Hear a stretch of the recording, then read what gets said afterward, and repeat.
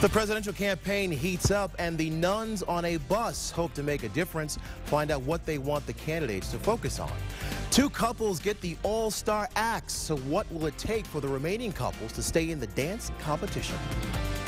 In cold air, moving back into Northeast Ohio, let you know how cold it'll be tonight and what you can expect for the weekend coming up in your Power 5 forecast. The news at noon starts now. On your side, with Northeast Ohio's best coverage, this is News Channel 5. In your voice, your vote. Right now, a debate is getting underway between two candidates for U.S. Congress in the 16th District. Good afternoon. I'm Michael Baldwin in for Leon Bibb. This is a hotly contested race between incumbent Democratic Congresswoman Betty Sutton and Republican incumbent Jim Renacci. The debate is taking place at the City Club in Cleveland. Because of the way Ohio's districts were redrawn, Sutton and Renacci found themselves facing off against each other.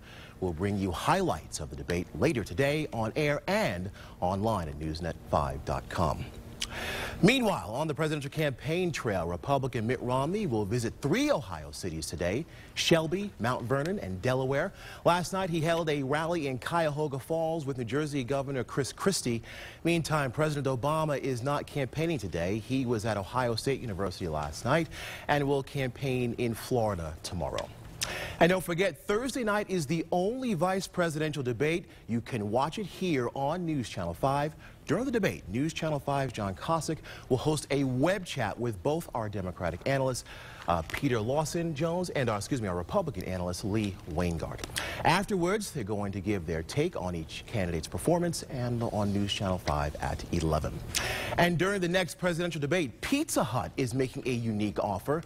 The restaurant chain says it will offer 1 large pizza a week for 30 years or a check for $15,600 to anyone who will ask either the president or Mitt Romney a simple question: sausage or pepperoni?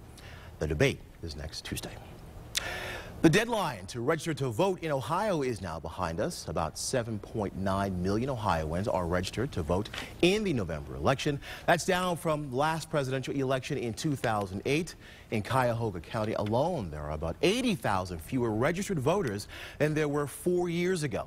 But officials say that's because they cleaned up the registration list by taking deceased persons and those registered in 2 counties.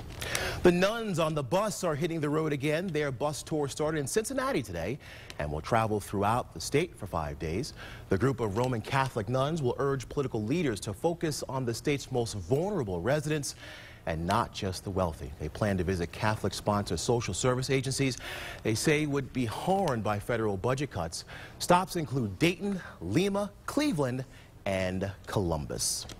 A wet start to the day. Let's check in with Trent McGill for a first look at today's forecast. Thank you very much, Michael. The radars have been definitely busy throughout the morning hours. The good news is we'll get to give them a little bit of a relax later on throughout the rest of the day today and especially into your day tomorrow. But still tracking a few showers and anywhere downwind from Lake Erie. We get that west wind today. It's breezy outside. That breezy west wind will still supply a little bit of lake effect rain showers the rest of your Wednesday.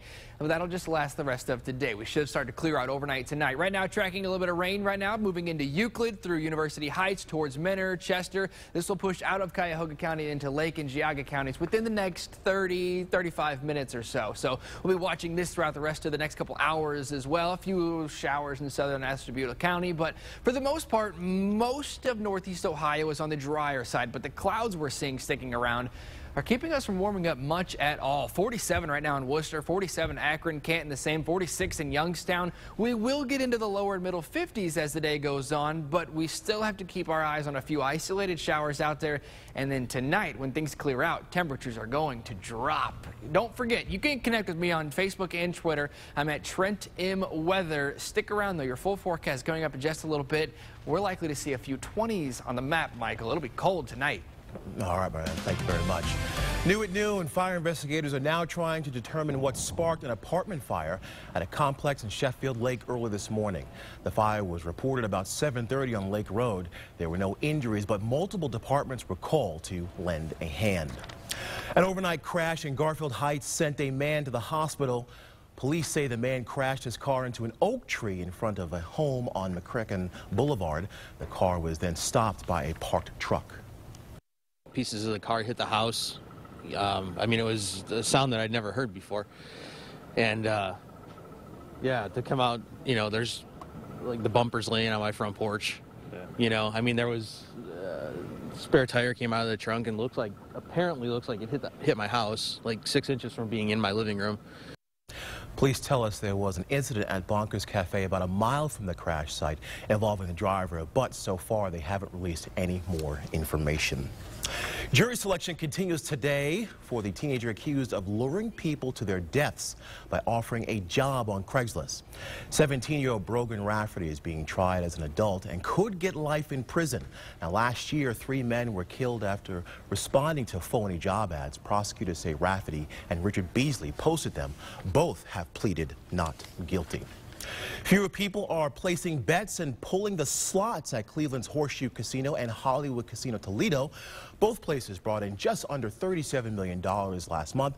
That's a drop of 8%, and it's declined in revenue for the 3rd straight month. Revenue for the Horseshoe fell 19% since June. Industry observers say the numbers seem to follow seasonal patterns. A first for NASA today at the International Space Station. Next, find out who successfully took supplies to the astronauts and what they got. And later, bringing plants into your home, we'll look at which plants work best to add some color for the long winter months ahead. The news at noon continues in just a few minutes.